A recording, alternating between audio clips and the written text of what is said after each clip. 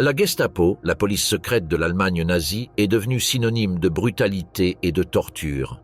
Officiellement connue sous le nom de Geheime Staatspolizei, créée en 1933, s'est rapidement fait connaître pour ses méthodes brutales visant à réduire au silence les opposants et à mettre en œuvre l'objectif nazi d'un régime totalitaire avec une population soumise.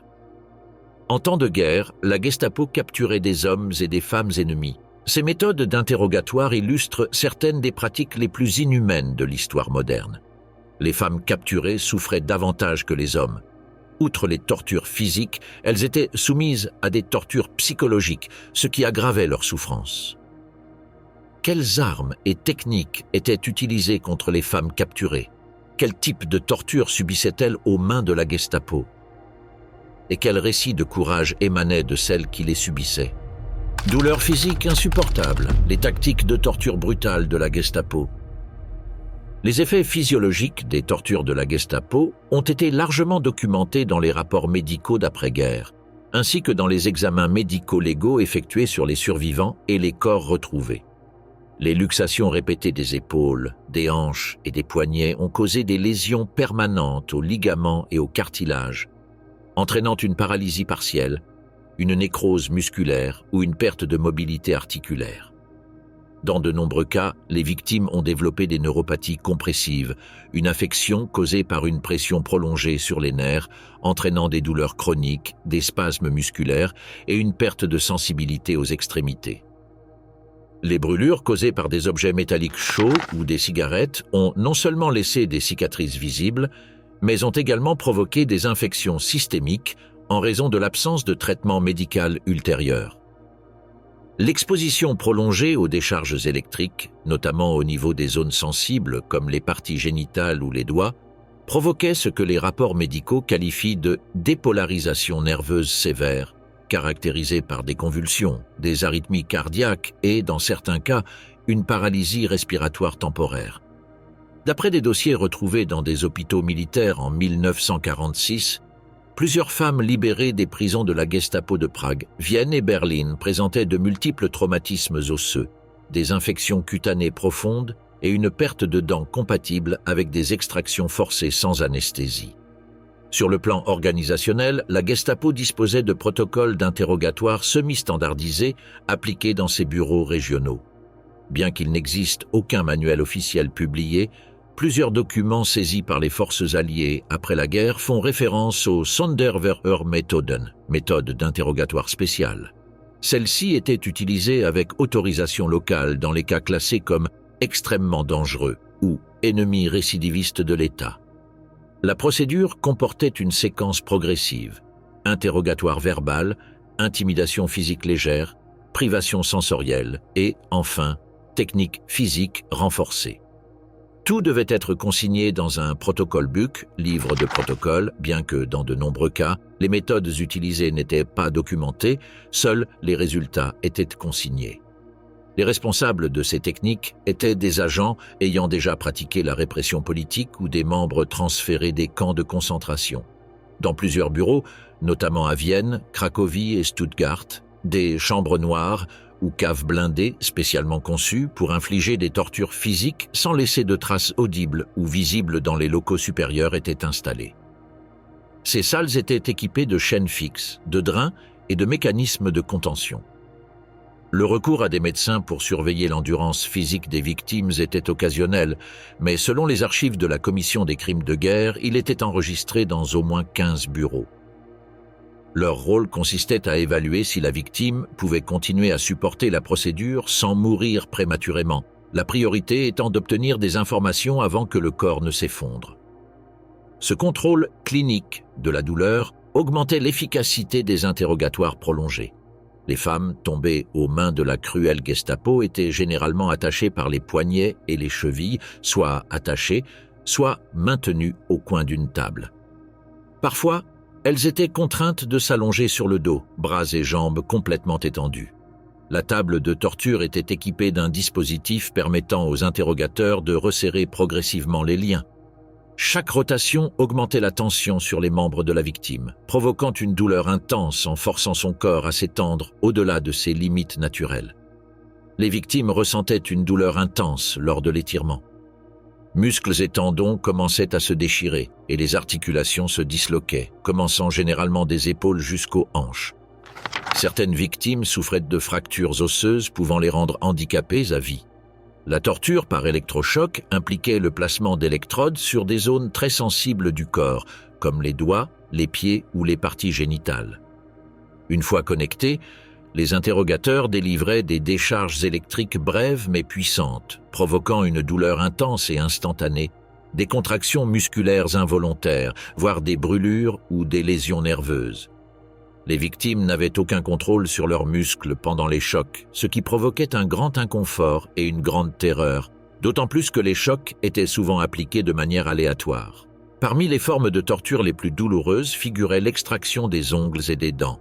Au cours de ces procédures, les interrogateurs arrachaient les ongles des mains et des pieds à l'aide de pinces ou d'outils similaires, exposant ainsi les terminaisons nerveuses sensibles de ces zones et provoquant d'intenses souffrances.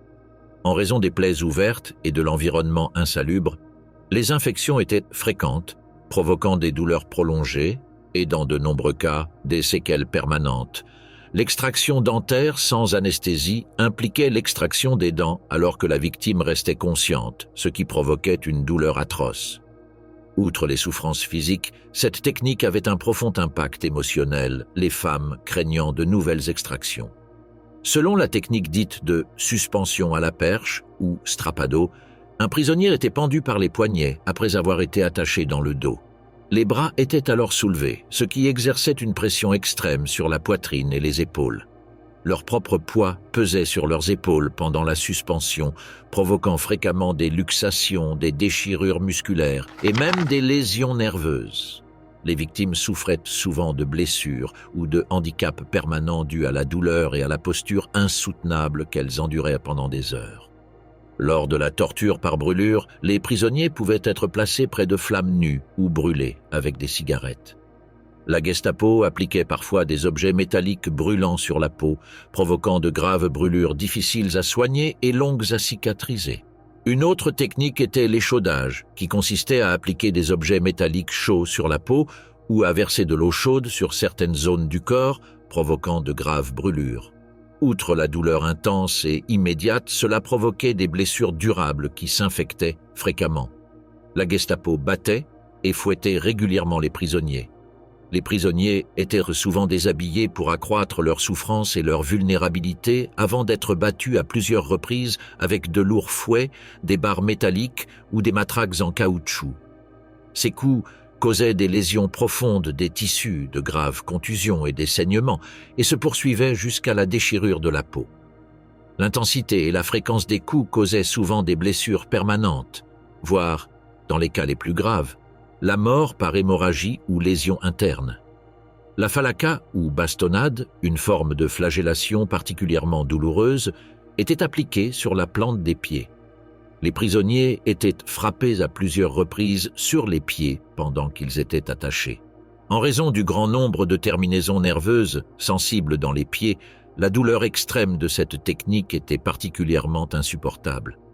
Sans surprise, de nombreuses femmes ne pouvaient supporter une telle brutalité et une telle souffrance émotionnelle.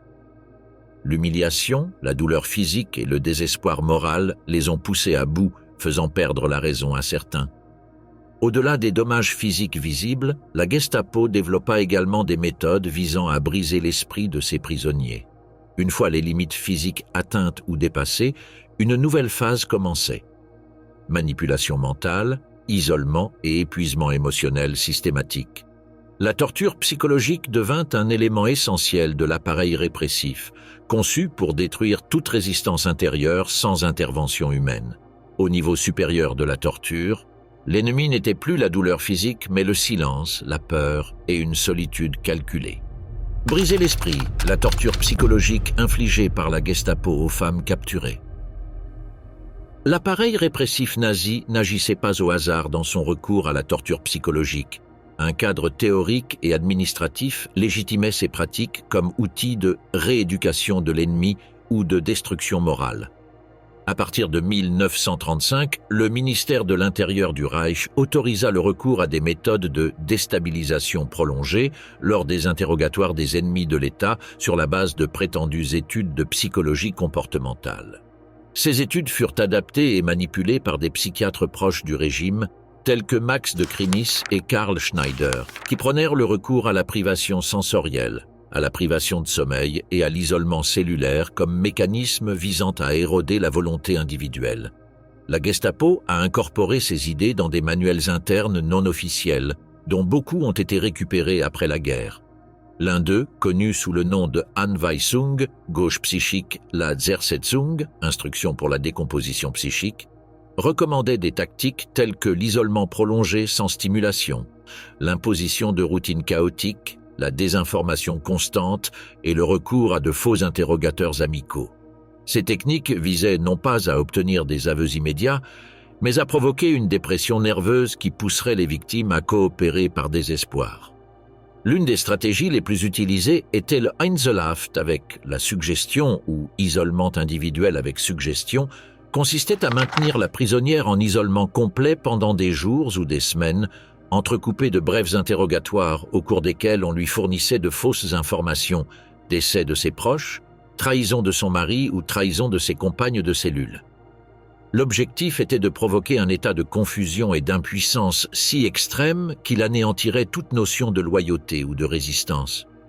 Bien qu'il n'existait pas de service psychiatrique officiel au siège de la Gestapo, certains interrogateurs recevaient une formation complémentaire de l'Institut allemand de psychologie appliquée de Leipzig. Ils y étaient formés aux techniques de lecture du corps, de privation contrôlée de stimuli et de manipulation du langage. Cette formation visait à transformer l'interrogatoire en une forme d'agression mentale systématique au-delà de la simple violence physique. Des documents déclassifiés du tribunal de Nuremberg ont révélé que nombre de ces pratiques étaient appliquées avec une intensité particulière aux femmes, considérées comme plus vulnérables aux pressions émotionnelles. La combinaison de l'isolement, de la manipulation sensorielle et des atteintes à leurs liens affectifs était perçue comme un moyen efficace d'obtenir des résultats sans avoir à s'exposer visiblement à des méthodes brutales, rendant ainsi difficile la preuve ultérieure de la torture devant les instances internationales. Pour les femmes capturées par la Gestapo, les blessures invisibles des tortures psychologiques subies pendant leur captivité étaient souvent plus terribles que les souffrances physiques.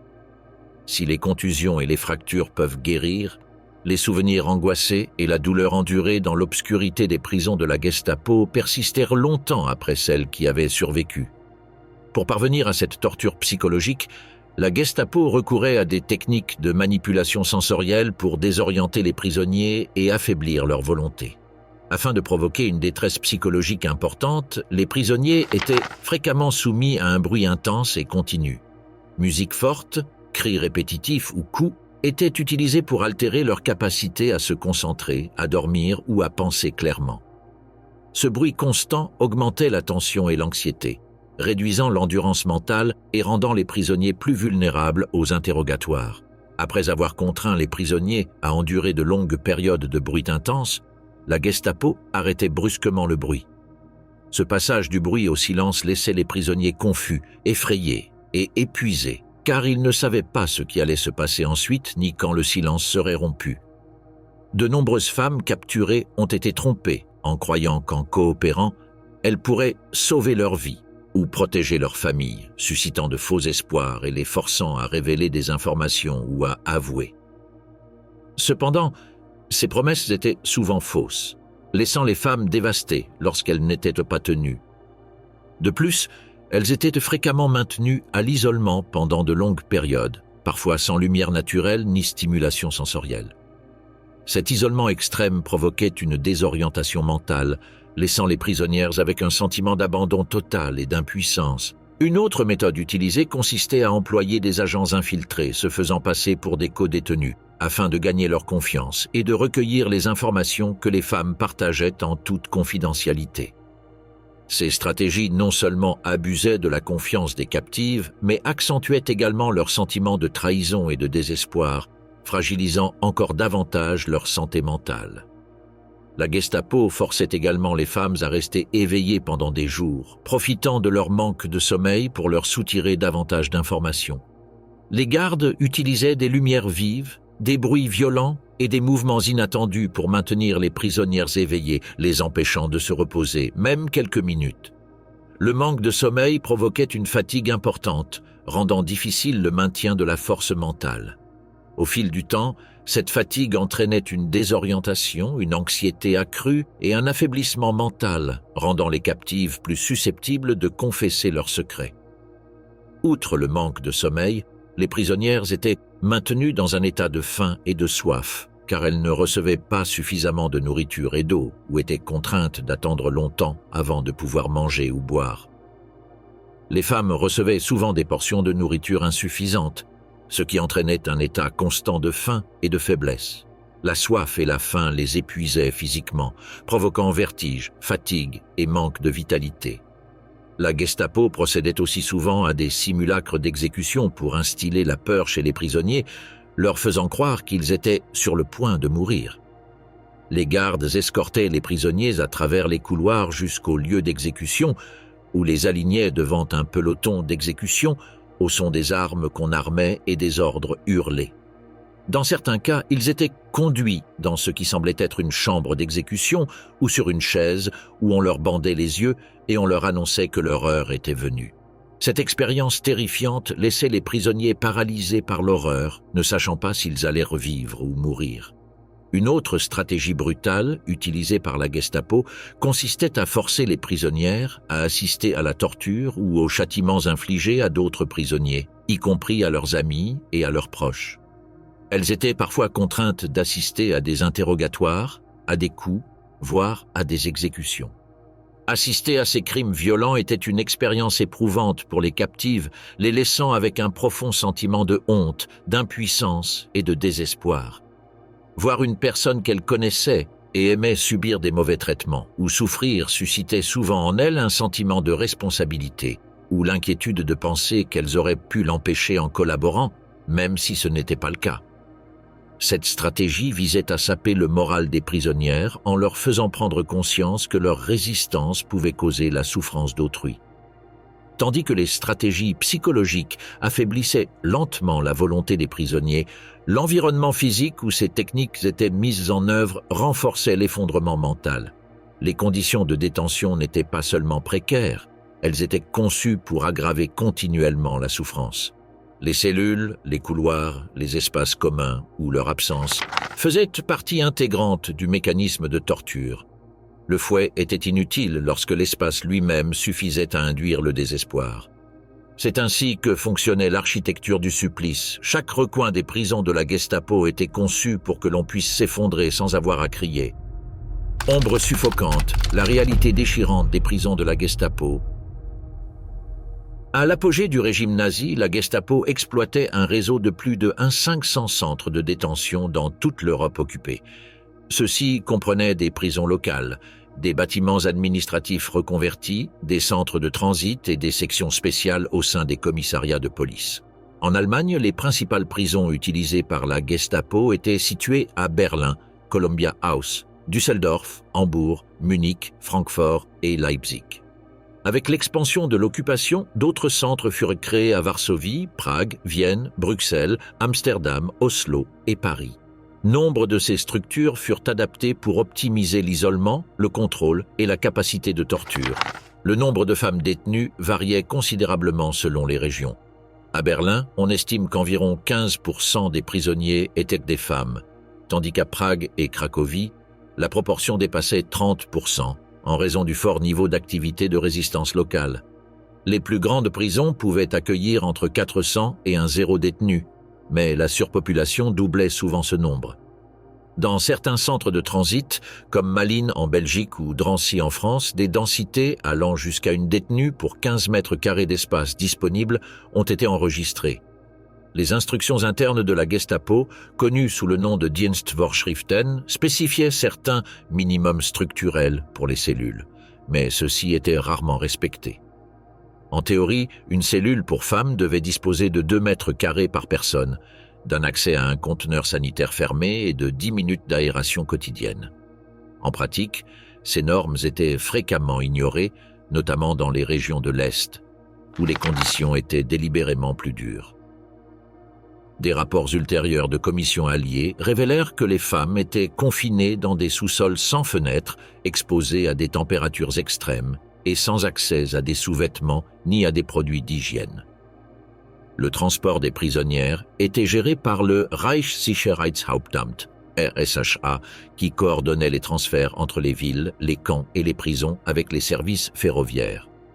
Les ordres de transfert, appelés Überstellungsschein, étaient traités bureaucratiquement et rapidement. Les femmes étaient transportées dans des wagons de marchandises étanches et non ventilés, sans accès aux toilettes, à la nourriture ou à l'eau. Les voyages pouvaient durer entre 10 et 72 heures, selon la destination, et étaient supervisés par des membres du SD ou de la police militaire affectés temporairement. À leur arrivée à destination, les femmes étaient enregistrées, dépouillées de leurs biens et réparties selon un système de classification basé sur l'âge, l'origine et le danger politique perçu. Cette logistique permettait à la Gestapo de déplacer des milliers de détenus à travers le continent, préservant ainsi l'opacité de ses opérations et entravant toute tentative de sauvetage ou d'appel. La Gestapo torturait les femmes captives dans de petites prisons surpeuplées, tant émotionnellement que physiquement. Leurs cellules étaient souvent trop petites pour le nombre de personnes qui y étaient entassées, avec à peine assez de place pour s'asseoir et encore moins pour s'allonger. Les conditions de détention étaient étouffantes, la ventilation insuffisante causant un inconfort intense et parfois un manque d'oxygène dangereux, provoquant des pertes de connaissance chez certaines prisonnières. Les prisonniers partageaient un petit seau sale en guise de toilette qui débordait rapidement. Cet environnement insalubre favorisait la propagation des maladies et de nombreux détenus tombèrent malades. La puanteur combinée au manque d'air frais était insupportable, provoquant des nausées et un inconfort physique intense. Certains survivants ont décrit les cellules comme si surpeuplées que les prisonniers devaient dormir assis, serrés les uns contre les autres. Cela les empêchait non seulement de dormir paisiblement, mais intensifiait également leur sentiment d'impuissance et de désespoir, car ils étaient privés de tout espace personnel et de toute dignité. Faute d'espace, ils étaient contraints de dormir dans des positions inconfortables, assis ou debout pendant de longues périodes sans repos.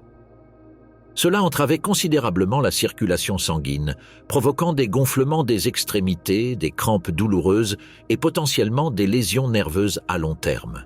La dysenterie, la tuberculose et les infections cutanées se propageaient rapidement en raison du manque d'hygiène de base. La ventilation limitée de ces cellules, combinée à une chaleur accablante ou à un froid extrême selon la saison, favorisait la propagation des maladies respiratoires, empêchant de nombreux détenus de se tenir debout ou de bouger. Psychologiquement, l'enfermement était extrêmement stressant, aggravé par un sentiment de claustrophobie et d'impuissance. En raison du manque chronique d'espace personnel, d'hygiène et d'espoir, de nombreux détenus ont développé une anxiété sévère, une dépression et même des signes de psychose traumatique. Cette torture claustrophobe a affaibli physiquement et traumatisé mentalement les détenus, les privant de leur volonté. Dès le début de l'histoire de la Gestapo, les autorités décidèrent qu'en raison du grand nombre de femmes détenues, il était nécessaire de créer des installations spécifiques pour elles.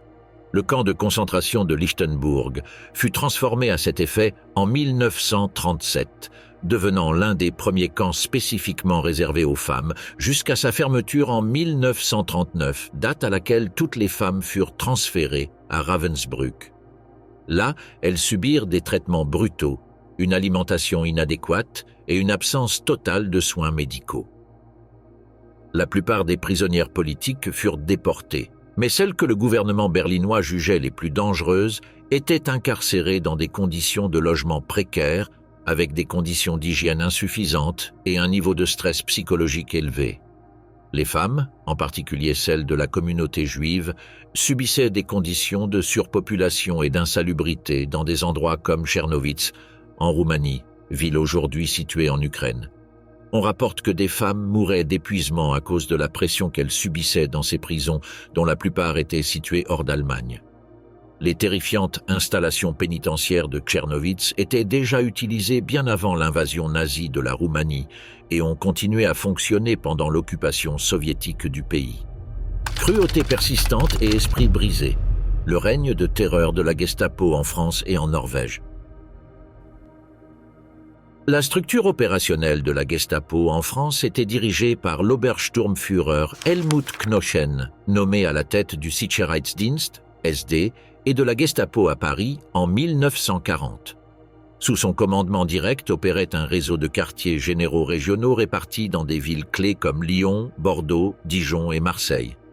L'un des commandants les plus célèbres était Klaus Barbie, chef de la Gestapo à Lyon, dont l'unité fut responsable de centaines d'arrestations, de tortures et de déportations à Auschwitz entre 1942 et 1944.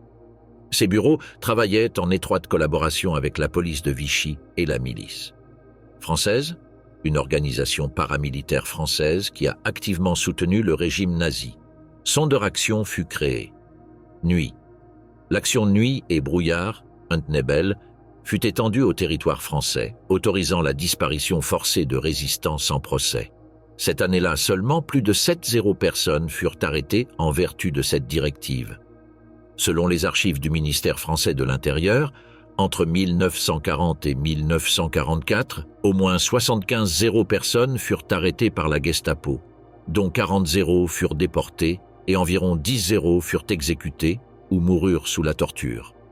En Norvège, la structure de répression nazie a pris forme après l'occupation en avril 1940.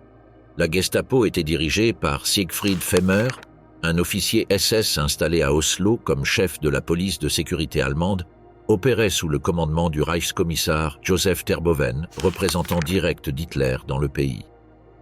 La Gestapo norvégienne disposait de divisions à Bergen, Trondheim, Kristiansand et Tromsø, et entretenait des relations tendues mais fonctionnelles avec la police collaborationniste norvégienne dirigée par Jonas Lie, ancien ministre de l'Intérieur. Le système d'arrestation visait principalement les dissidents, les membres du mouvement de résistance civile Hjemmefronten et les personnes soupçonnées d'aider les Juifs. On estime qu'au moins 3 norvégiennes ont été arrêtées par la Gestapo et qu'environ 750 ont été déportées vers des camps comme Ravensbrück ou Sachsenhausen. Les statistiques officielles du Conseil de la résistance norvégienne font état de plus de 12 arrestations, dont environ 300-500 personnes exécutées ou décédées en détention. En France comme en Norvège, la Gestapo était intégrée aux structures locales par un système mixte de contrôle direct et de collaboration. En France, cette coopération était idéologique. En Norvège, elle était plus instrumentale et coercitive. Dans les deux pays, cependant, la Gestapo opérait avec une autonomie opérationnelle, une impunité juridique et le soutien logistique des autorités locales. Ces opérations combinaient efficacité bureaucratique, brutalité systématique et obsession du contrôle total de la population civile. En France, la Gestapo a causé d'énormes souffrances dès le début des rafles, assassinant environ 40 personnes sur ordre des tribunaux. Mais ce qui est arrivé à ceux qui étaient torturés dans les salles d'interrogatoire obscures est tout simplement incroyable. Hommes et femmes ont été soumis à des cruautés inimaginables. Certains avaient les orteils écrasés ou amputés, tandis que d'autres avaient des aiguilles et des échardes insérées sous les ongles. Les victimes étaient battues et fouettées jusqu'à un état déplorable. Les décharges électriques et l'immersion dans l'eau glacée jusqu'à la quasi-suffocation étaient des tortures courantes. La Gestapo utilisait des méthodes encore plus inhumaines pour forcer les femmes à parler. Sachant que les femmes se souciaient souvent de leur beauté, elle employait des méthodes brutales pour abîmer leur apparence et les briser. Elle prenait plaisir à défigurer leur apparence, et cette torture pouvait durer des jours, voire des semaines. Lors des interrogatoires, les femmes pouvaient avoir le visage ouvert, voire des parties de leurs oreilles ou de leur nez mutilées. On leur arrachait les cheveux, on leur arrachait les ongles, où leur apparence était complètement ruinée. La Gestapo considérait que les jambes d'une femme étaient tout aussi importantes pour son image corporelle. Elle leur infligeait donc de profondes coupures et des lésions osseuses, transformant leur corps en source de douleur. Outre les tortures physiques, les conditions de vie dans les centres de détention français étaient tout aussi atroces. Les femmes torturées étaient entassées dans de minuscules cellules conçues pour 5 personnes, mais parfois jusqu'à 20 personnes étaient entassées dans une seule cellule. Cet espace restreint augmentait le risque de contracter des maladies. Les femmes étaient souvent privées d'air frais, n'étant pas autorisées à sortir. Il leur était également interdit de communiquer avec leurs familles et maintenues à l'isolement complet. À Kristiansand, en Norvège, se trouvait un bâtiment connu sous le nom de Maison de l'horreur. Contrairement à la Gestapo française, qui recourait souvent à des méthodes de torture atroces, la Gestapo norvégienne s'efforçait initialement d'éviter de torturer les femmes avec des chaînes, des décharges électriques ou une violence extrême. Elle imaginait plutôt des méthodes encore plus atroces pour les punir. Par exemple, on leur défigurait les mains et on leur broyait les articulations, mais le supplice psychologique était souvent pire. Une méthode particulièrement cruelle consistait à torturer une femme devant son mari, à le mutiler ou à battre leurs enfants, qui étaient également emmenés pour interrogatoire. Parfois, les bourreaux inversaient les rôles, permettant au mari d'assister aux coups, voire aux agressions sexuelles de sa femme. La Gestapo aurait également ciblé des adolescentes dans la maison de l'horreur, sous les yeux de leurs familles dévastées. Ce comportement choquant eut un impact considérable en Norvège, d'autant plus que le pays n'avait pratiquement jamais eu recours à la peine de mort avant la Seconde Guerre mondiale. Après la guerre, en 1947, tous les bourreaux connus pour avoir torturé des citoyens furent pendus en public. Le gouvernement norvégien modifia même la loi à cet effet. Il s'agit peut-être du seul cas d'exécution massive pour crimes commis en Norvège au cours des 2 ou 3 derniers siècles. Tortures à Ravensbrück et en Yougoslavie. Camp de Ravensbrück compte parmi les documents les plus détaillés sur les crimes médicaux commis sous le régime nazi. Entre 1942 et 1945, au moins 86 femmes furent sélectionnées comme cobayes pour des tests chirurgicaux non consentis. Les archives internes de la SS identifient au moins 3 groupes expérimentaux: traitement des infections de plaies, essais de régénération osseuse et tests de tolérance à la douleur et aux médicaments. Les infections étaient délibérément provoquées par l'introduction de bactéries telles que le streptocoque, pyogène, Clostridium perfringens ou Staphylococcus aureus dans des plaies ouvertes, accompagnées de terre, d'éclats de bois ou de fragments de verre. L'objectif officiel était de simuler des blessures de combat et d'évaluer l'efficacité des sulfamides, mais en pratique, le résultat fut la mort d'au moins 30 prisonniers par gangrène, septicémie ou amputation ratée. Les médecins impliqués dans ces expériences comprenaient le docteur Karl Gebhardt, chirurgien en chef de la SS et médecin personnel de Himmler, le docteur Fritz Fischer et le docteur Hertha Oberhäuser, seuls membres de l'équipe jugée lors des procès de Nuremberg. Les interventions chirurgicales étaient méticuleusement documentées, avec notamment un suivi photographique de la progression des infections. Certaines femmes ont subi jusqu'à 4 interventions chirurgicales, laissant des os exposés ou des muscles partiellement retirés. Après la guerre, les photographies de ces interventions ont servi de preuve directe de crimes de guerre médicaux. Outre les expériences, Ravensbrück pratiquait une politique systématique de sélection médicale. Les détenus jugés inutiles étaient soumises à une euthanasie secrète ou envoyées vers d'autres établissements pour être éliminées. En 1945, avec la construction d'une chambre à gaz au sein du camp, les exécutions s'intensifièrent. On estime que plus de 50 femmes sont mortes à Ravensbrück, victimes d'assassinats, d'expériences, de famine et de maladies. Dans le cas de la Yougoslavie, l'occupation nazie a commencé en avril 1941. Dans les années suivantes, des prisons et des centres de détention gérés par la Gestapo ont été créés dans des villes comme Belgrade, Novi Sad et Sad, Nice et Zagreb. L'un des plus connus était le camp de Sajmiste, près de Belgrade, où des milliers de femmes serbes, juives et partisanes furent détenues. Parmi les dates clés figure l'opération de nettoyage de novembre 1941, au cours de laquelle la Gestapo organisa des rafles massives dans les régions de la Drina et de la Save. Des dossiers déclassifiés de la Commission yougoslave des crimes de guerre attestent qu'au moins 12 centres étaient utilisés pour des interrogatoires intensifs, dont celui de la rue George Washington à Belgrade. Les pratiques incluaient la torture physique, la privation sensorielle et les violences sexuelles. Ces installations étaient également utilisées par le Sicherheitsdienst, SD. en collaboration directe avec les autorités locales et l'administration militaire allemande. Des itinéraires de déportation reliaient ces prisons à des camps comme Jasenovac et Auschwitz. Ravensbrück était un camp de concentration nazi situé dans le nord de l'Allemagne, fondé en 1939. Il était spécialement conçu pour emprisonner et exploiter les femmes par le travail forcé. Durant son exploitation, il a détenu environ 130 femmes et enfants, dont la plupart ont été soumis à des conditions horribles et à une cruauté extrême. Le camp est devenu célèbre pour les expériences médicales cruelles pratiquées sur les prisonniers, souvent supervisés par des médecins SS comme le docteur Karl Gebhardt. Ces expériences consistaient notamment à infecter intentionnellement les plaies avec des germes afin d'étudier la progression des infections, ce qui provoquait d'atroces douleurs et, dans de nombreux cas, des défigurations, voire la mort. Une expérience consistait à infecter les plaies avec des bactéries, de la terre, du verre ou d'autres objets étrangers pour simuler des blessures de guerre. L'objectif était d'étudier l'efficacité des sulfamides, une forme précoce d'antibiothérapie dans le traitement des infections. Cependant, cela entraînait fréquemment des infections graves, la gangrène et la mort.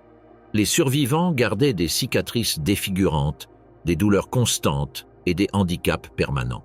De plus, les chirurgiens pratiquaient des interventions qui modifiaient ou retiraient des os et des muscles, laissant de nombreux survivants handicapés à vie. Certains prisonniers subissaient des amputations pour tester des traitements curatifs ou simplement à des fins expérimentales, ce qui entraînait des taux de mortalité élevés et des douleurs indescriptibles. Les femmes de Ravensbrück étaient soumises au travail forcé, travaillant de longues heures dans des carrières, sur des chantiers de construction, puis dans des usines d'armement et de fournitures militaires. Le travail était souvent dangereux et exténuant, avec des vêtements, une nourriture et un repos insuffisants, provoquant une faim extrême, des maladies et un épuisement. Le manque de soins médicaux et les conditions insalubres provoquaient des épidémies, contribuant au taux de mortalité élevé du camp. Face à l'augmentation de la population du camp et à la dégradation des conditions, les SS construisirent une chambre à gaz début 1945. Des milliers de prisonniers y furent assassinés, notamment lorsque le régime nazi intensifia ses efforts d'extermination vers la fin de la guerre. D'autres moururent de malnutrition, de maladie ou d'épuisement, ou furent fusillés. De nombreux prisonniers trop faibles pour travailler ou tombant malades étaient fréquemment éliminés. La Gestapo opérait avec une mentalité brutale et terrifiante dans ces prisons, tentant souvent de dissimuler ses pratiques de torture dans des pays européens relativement paisibles. Mais en Yougoslavie, dans les États baltes et en Pologne, elle abandonnait toute apparence de décence.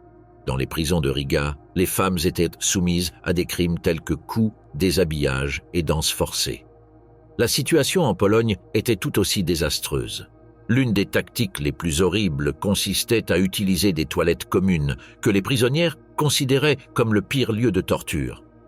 L'ampleur des crimes contre l'humanité commis par la Gestapo reste inconnue, bien que des pratiques telles que la simulation de noyade, qui perturbait de nombreuses anciennes prisonnières, soient mentionnées.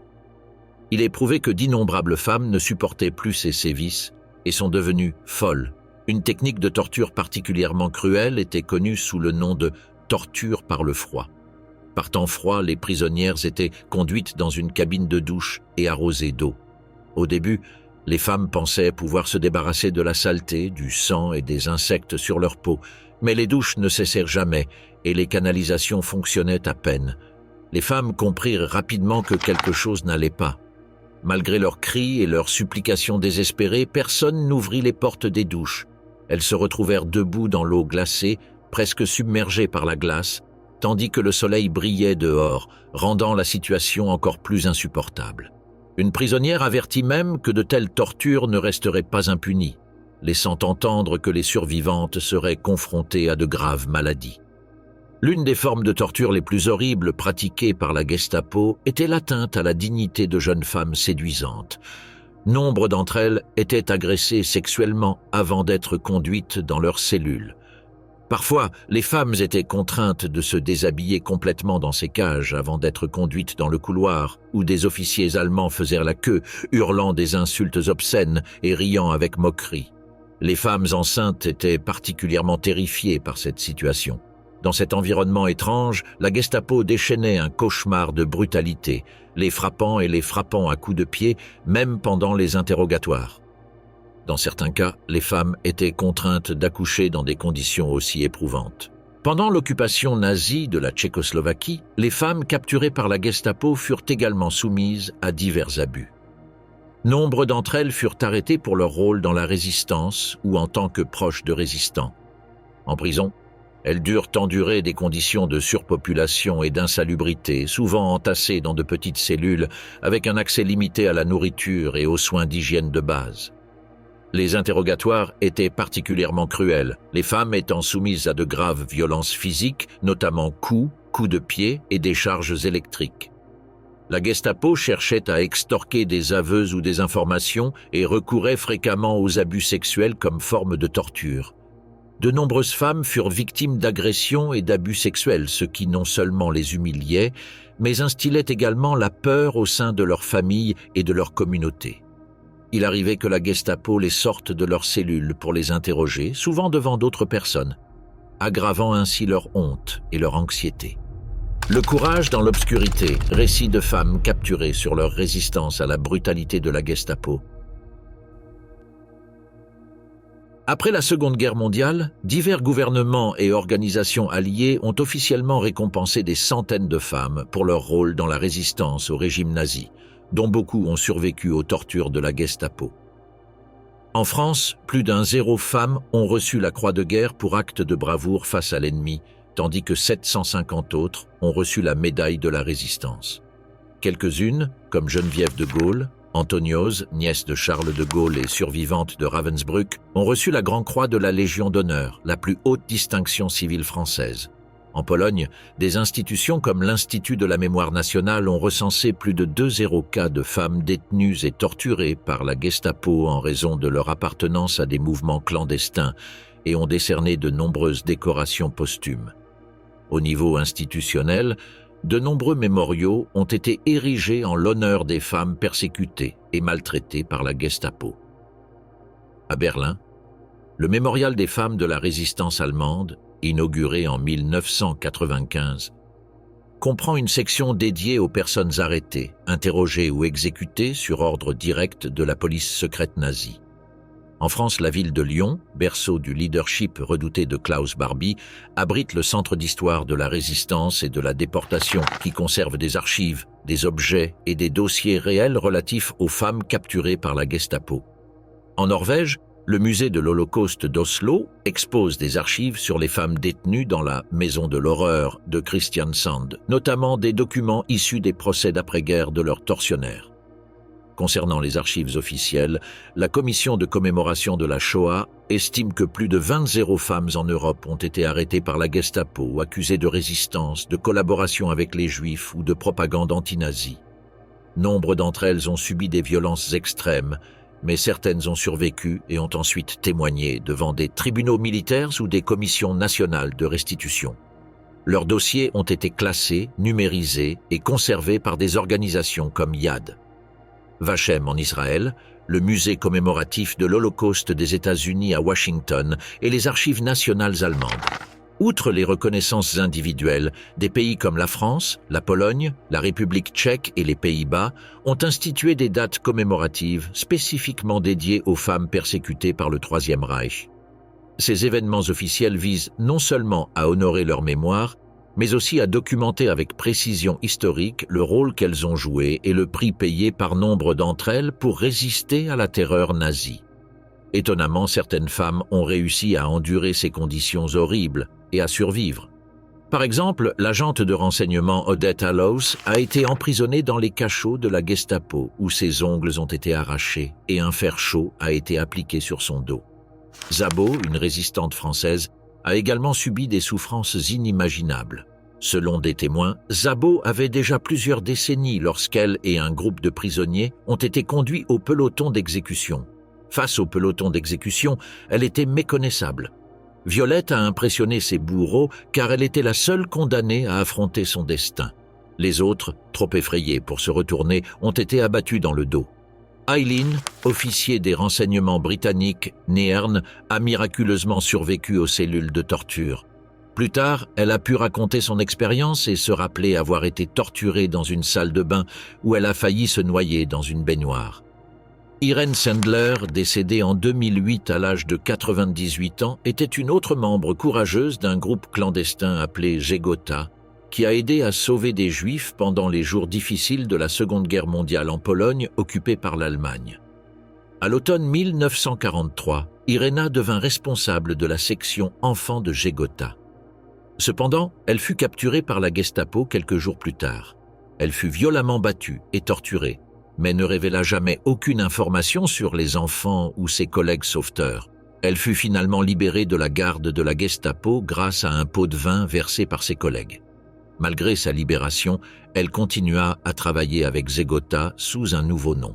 Simone Lagrange et sa famille furent arrêtés en 1944 par la Gestapo.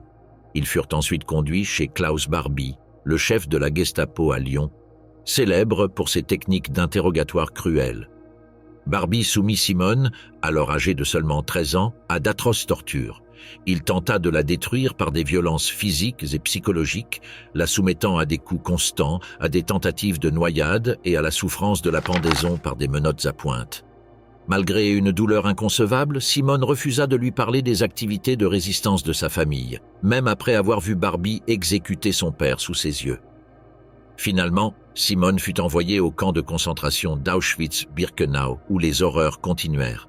Elle endura le travail forcé, la malnutrition et la menace constante de mort. Pourtant, même à Auschwitz, elle resta forte. Simone réussit miraculeusement à survivre jusqu'à la libération du camp en 1945, malgré des traumatismes physiques et mentaux. Des années plus tard, Simone témoigna contre Barbie au tribunal, contribuant ainsi à ce que justice soit rendue pour elle et les innombrables autres victimes de son règne. Son témoignage fut déterminant pour sa condamnation pour crime contre l'humanité. Barbie fut décrite comme un monstre, et Simone raconta la force qu'il lui fallut pour surmonter les horribles souvenirs qui la hantaient. L'histoire de Lise Lezèvre est un autre témoignage horrible de la brutalité de Klaus Barbie et de la Gestapo dans la France occupée par les nazis. Lise était membre de la résistance française pendant la Seconde Guerre mondiale, luttant contre le régime nazi qui occupait son pays. Lezèvre fut capturée par la Gestapo en 1944 et amenée devant Klaus Barbie.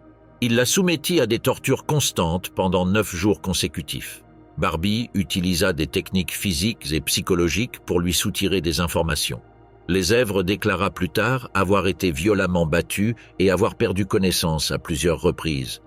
Barbie la tortura de diverses manières, notamment en la suspendant par les poignets, en la frappant violemment et en lui frappant le dos si fort que sa colonne vertébrale subit des dommages irréparables.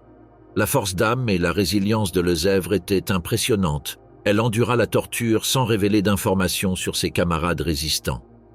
À la fin de la Seconde Guerre mondiale, en 1945, la Gestapo, comme d'autres organisations nazies, fut dissoute par les forces alliées et nombre de ses membres reçurent diverses peines. Lors des procès de Nuremberg de 1945 et 1946, le tribunal militaire international condamna d'éminents responsables et organisations nazies, déclarant la Gestapo organisation criminelle pour ses actions. Outre les principaux procès de Nuremberg, les Alliés menèrent d'autres procès, tels que les procès des suites de Nuremberg, qui ciblèrent la Gestapo. De nombreux membres subalternes furent poursuivis devant les tribunaux alliés et allemands au cours des années suivantes. Des personnalités importantes, comme Adolf Eichmann et Klaus Barbie, réussirent à s'échapper pendant des années avant d'être capturées et traduites en justice des décennies plus tard. L'Allemagne de l'Ouest, puis l'Allemagne unifiée, continuèrent de poursuivre d'anciens membres de la Gestapo dans les années qui suivirent la guerre, avec un intérêt croissant dans les années 1960 et 1970, ce qui conduisit à de nouveaux procès à mesure que les survivants étaient découverts et inculpés. Les témoignages poignants de femmes torturées par la Gestapo pendant la Seconde Guerre mondiale illustrent l'ampleur de la brutalité humaine et les limites auxquelles les individus sont prêts à aller dans leur quête de pouvoir et de contrôle. Ces tortures, allant de la douleur physique extrême à la manipulation psychologique, reflètent la tragédie qui a frappé tant de personnes à cette époque. Malgré l'obscurité, la persévérance et le courage de personnes comme Irena Sendler et Simone Lagrange se distinguent, démontrant l'immense force de l'esprit humain. Alors que nous réfléchissons à ce passé tragique, nous devons nous engager à faire en sorte que de telles horreurs ne se reproduisent plus, et à construire un monde où la dignité et l'humanité l'emportent sur la brutalité.